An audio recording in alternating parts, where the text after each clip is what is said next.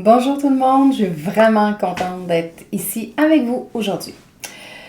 Ça fait quelques capsules que je fais avec vous, je suis toujours nerveuse, mais j'y vais, je prends mon courage à deux mains et je vous parle. C'est difficile parce que j'ai l'impression de parler tout seul un peu, donc je vous demande vraiment votre tolérance, s'il vous plaît. Je vais m'habituer et ça va être de mieux en mieux ces capsules. Donc aujourd'hui, je suis vraiment contente de vous parler des vampires énergétiques. Comment? C'est quoi les caractéristiques? Comment les repérer? Comment s'en protéger avec des stratégies que vous allez pouvoir mettre en pratique avec les personnes qui sont dans votre entourage. Donc, certaines de nos relations, on le sait, on le sent fatigué, épuisé, comme si on était vidé, siphonné complètement de notre énergie. Ça se peut même qu'à des moments, on sente que notre positivisme, notre paix intérieure disparaissent tout d'un coup quand je suis en présence de ces personnes-là. Et avec ceux qui sont dans l'extrême, qu'on appelle les pervers narcissiques, avec eux, on a l'impression de ne pas être aimable, qu'on ne peut pas être aimé, qu'on est rempli de défauts. C'est les plus toxiques. C'est d'eux qu'on va vous parler aujourd'hui. Il faut bien comprendre ici que je ne fais pas le procès des pervers narcissiques. Chacun d'entre nous avons des caractéristiques narcissiques. Il y a certaines personnes qui scorent plus ou moins haut et les pervers narcissiques sont éventuellement dans la catégorie des caractéristiques les plus élevées et on les appelle ainsi. Comment détecter les vampires énergétiques? On regarde à l'intérieur de nous nos signaux internes. Est-ce que je me sens fatiguée? J'ai besoin d'aller dormir quand je suis avec cette personne-là. Est-ce que je suis soudainement de mauvaise humeur? Est-ce que je me sens mal? J'ai un malaise physique, émotionnel. Est-ce que j'ai l'impression que l'autre ne m'écoute pas ou ne me voit pas? Ensuite de ça, est-ce que j'ai besoin de manger des glucides pour avoir un petit boost d'énergie? Je peux commencer aussi à douter de mes ressentis, de moi, de m'autocritiquer. Je deviens soudainement anxieuse. Et ça peut aller jusqu'à me sentir honteuse, manipulée, jugée, me sentir coupable d'avoir fait quelque chose de mal. Ce qui est vraiment important de comprendre, qui fera peut-être pas l'affaire de tous, c'est que j'attire comme hypersensible, comme personne, les vampires énergétiques à moi. Je m'explique. J'ai des failles, des blessures qui ont besoin d'être mis en lumière et c'est souvent dans l'interaction à l'autre que j'arrive à les mettre en lumière.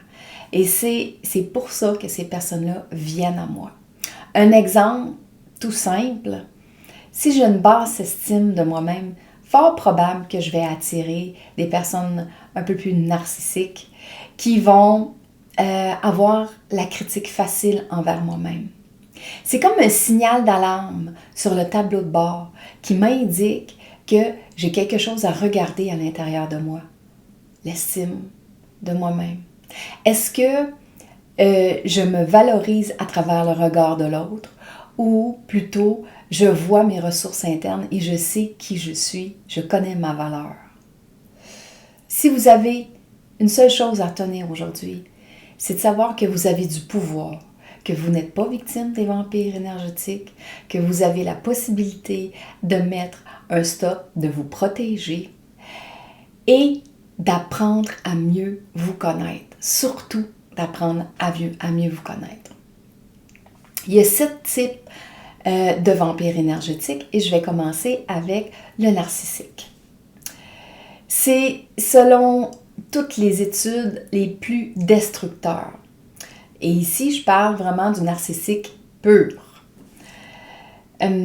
La caractéristique principale, c'est qu'ils agissent toujours comme si le monde tournait autour d'eux. Ils ont souvent l'impression d'être très importants. Ils ont besoin d'être revalorisés. Ils ont besoin de beaucoup d'attention, de recevoir beaucoup d'éloges. Et si on veut avoir leur collaboration, on a besoin de les complimenter, de les flatter un peu dans le sens du poil, si je peux dire.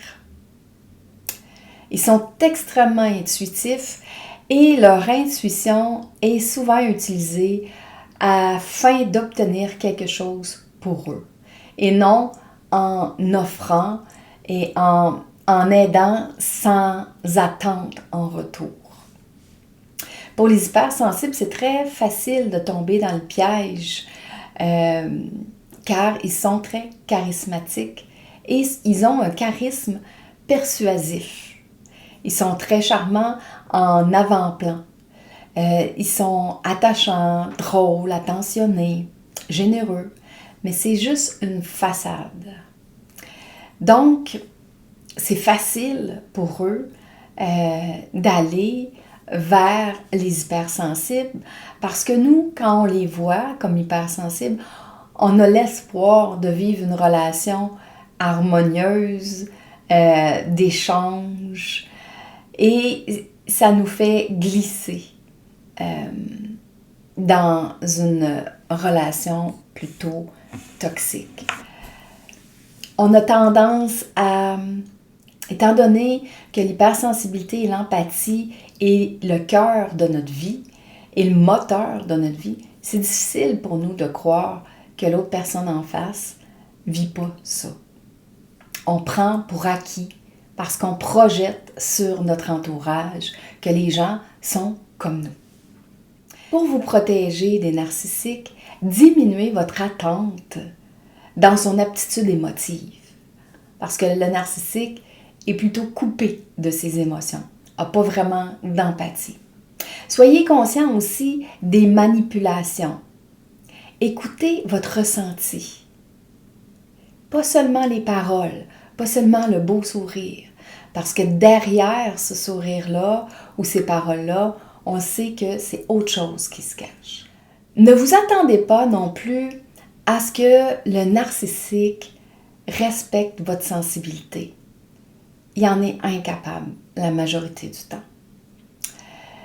Ne tombez surtout pas amoureuse d'un narcissique. Sauvez-vous en courant.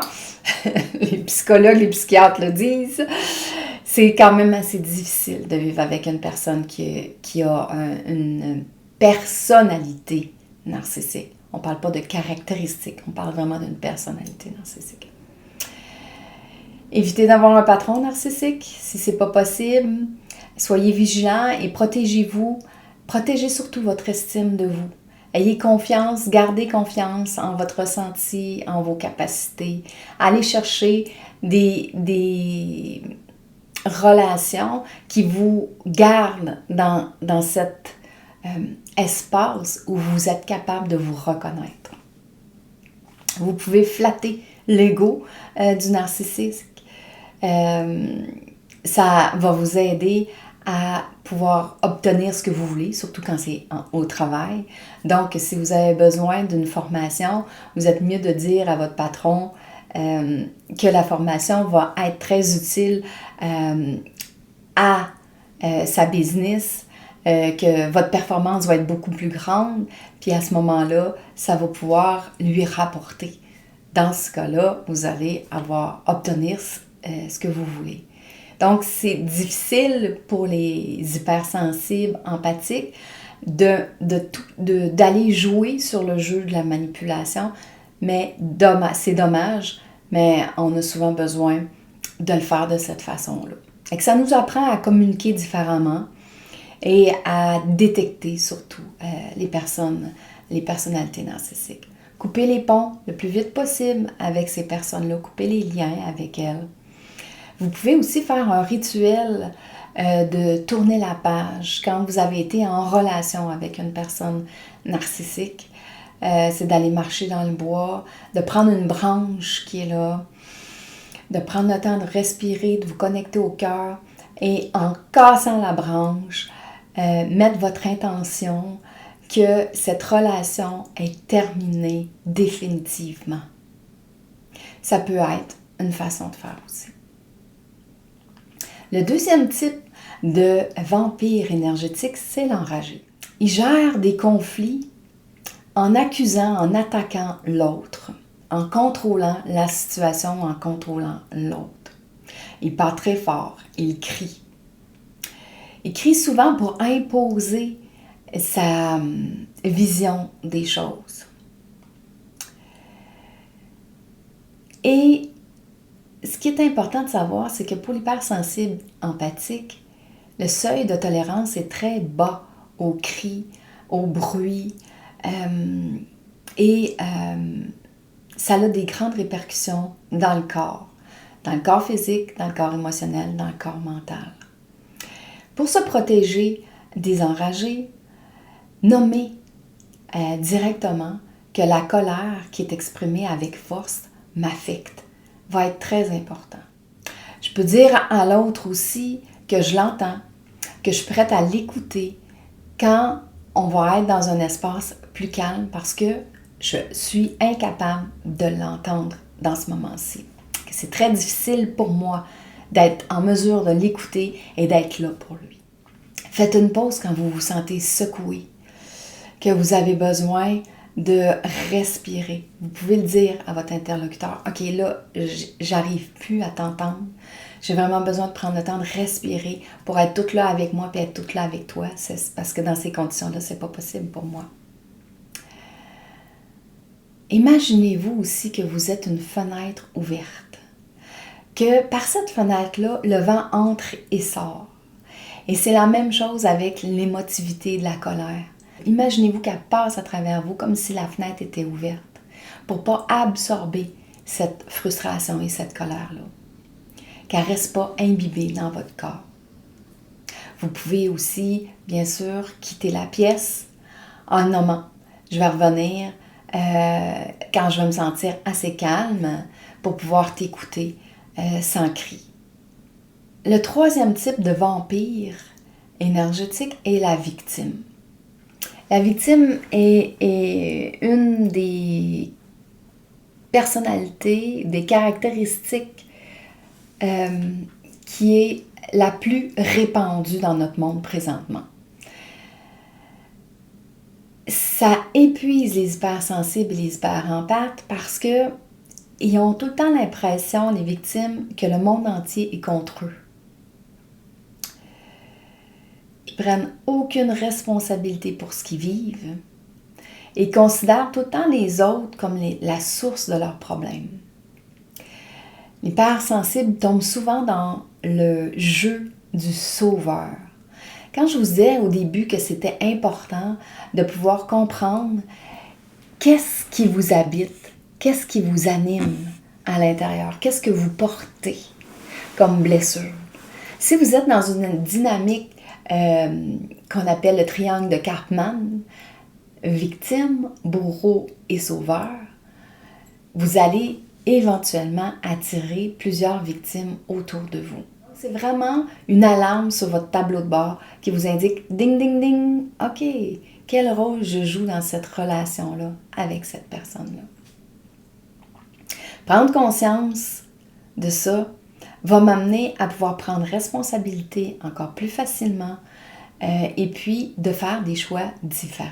Comment me protéger contre les vampires victimes?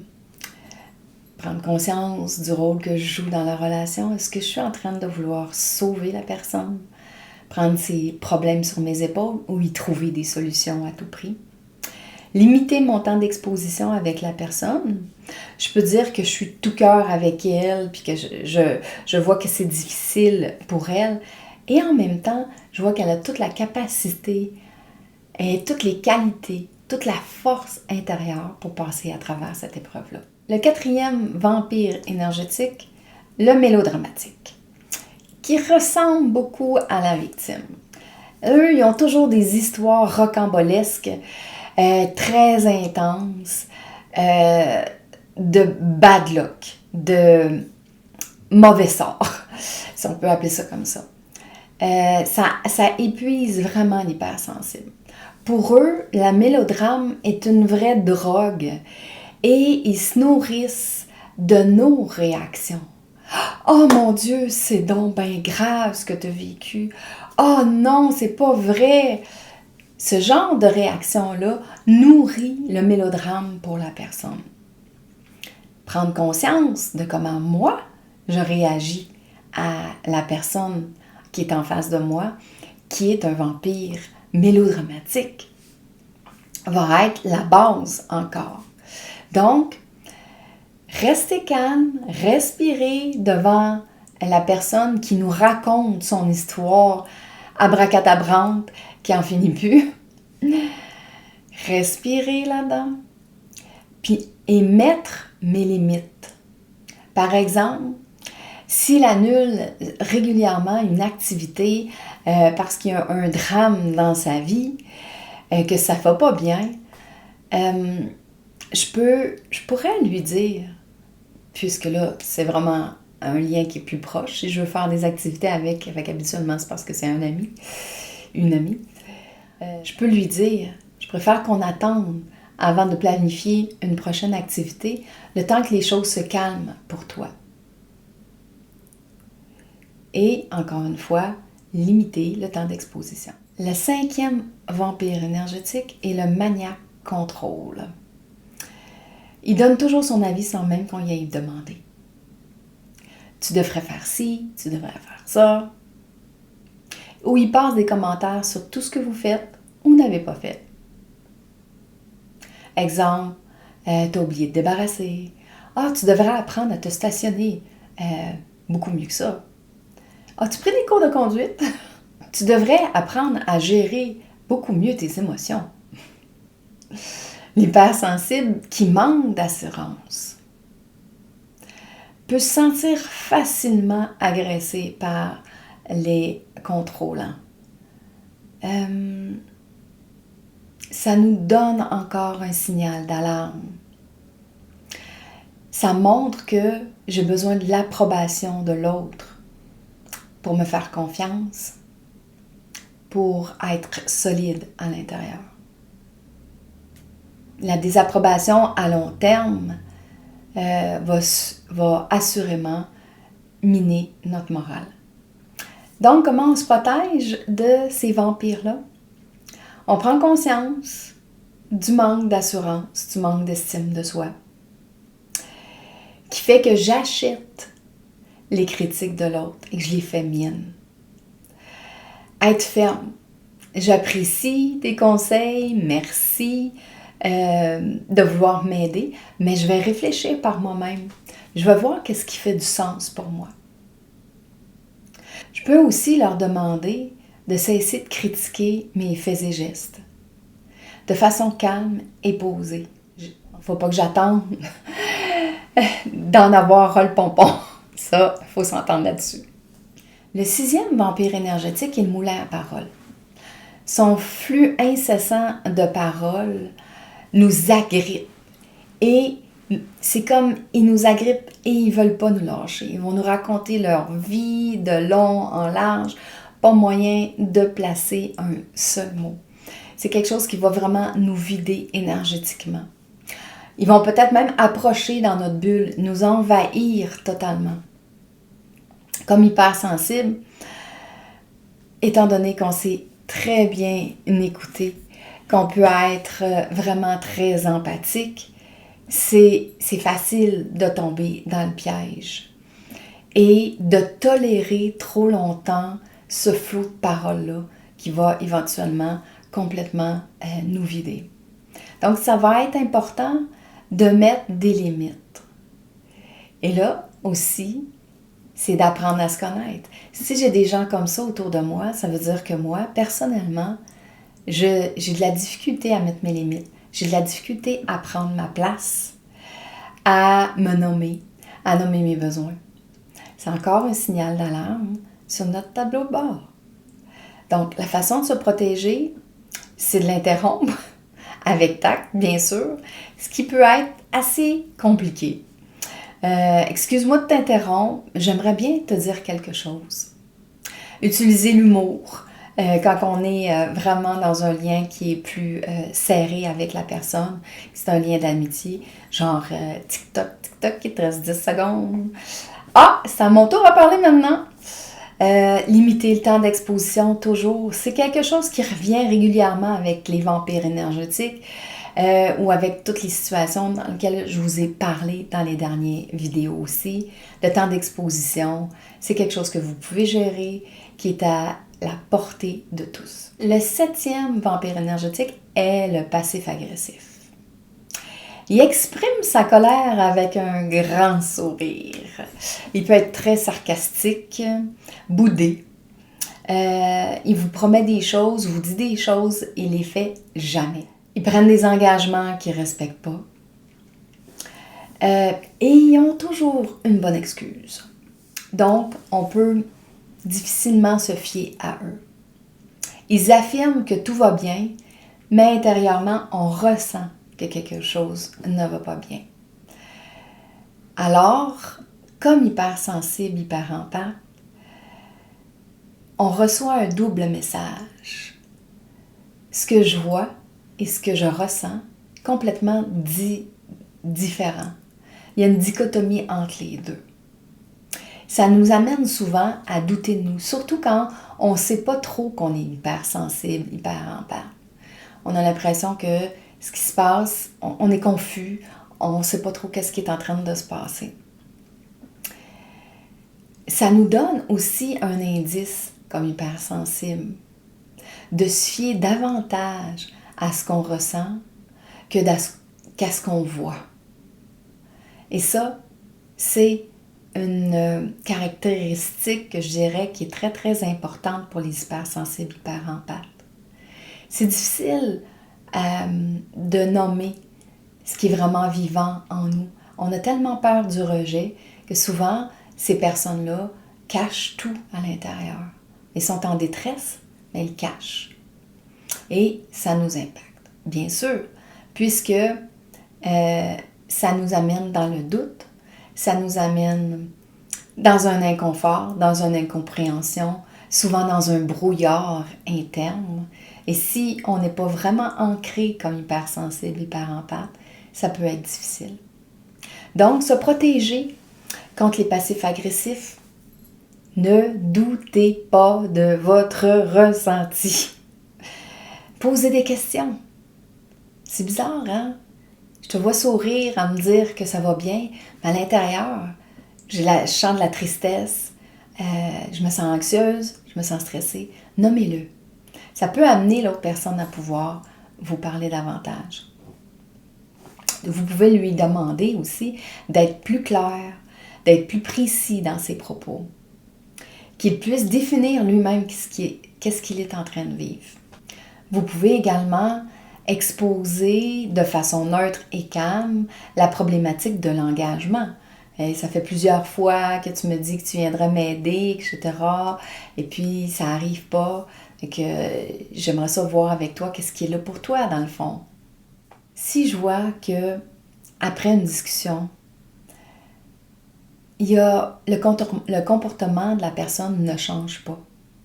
C'est à moi de prendre responsabilité, puis de voir à ce que je ne peux pas nécessairement me fier à cette personne-là pour certaines choses, parce que il ne sera pas nécessairement dans le passif-agressif en tout temps. Mais pour certaines demandes d'aide, ça se peut que je dois faire le deuil de faire confiance, que je peux m'appuyer sur cette personne-là dans ma vie. Pour conclure cette capsule, je vous dirais, essayez les différentes stratégies. Observez-vous. Observez les gens avec qui vous interagissez. Essayez de voir qu'est-ce qui vous habite dans vos failles, dans vos blessures et qu'est-ce qui vous motive à être en interaction avec ces personnes-là. Allez chercher aussi des personnes qui sont dynamisantes et soyez vigilants à ne pas devenir vous-même des vampires énergétiques. En tant qu'hypersensible, on peut s'isoler, se retirer du monde et devenir nous-mêmes victimes de notre hypersensibilité et avoir un besoin énorme de partager, ce qui peut faire de moi un moulin aussi à parole. Soyez vigilants à ne pas devenir vous-même des vampires énergétiques. En étant hypersensible, on peut avoir le réflexe de se retirer du monde. Donc, quand quelqu'un vient, qu'on sent son empathie, on peut avoir envie, nous aussi, de devenir un moulin à parole. On peut devenir aussi des victimes de notre hypersensibilité et devenir un vampire énergétique pour quelqu'un d'autre. Si vous devez absolument garder le lien, parce que c'est un membre de votre famille, un collègue de travail, alors essayez les différentes stratégies et donnez-nous en commentaire en bas qu'est-ce que ça a changé dans votre dynamique. J'espère que cette capsule vous a plu et au plaisir!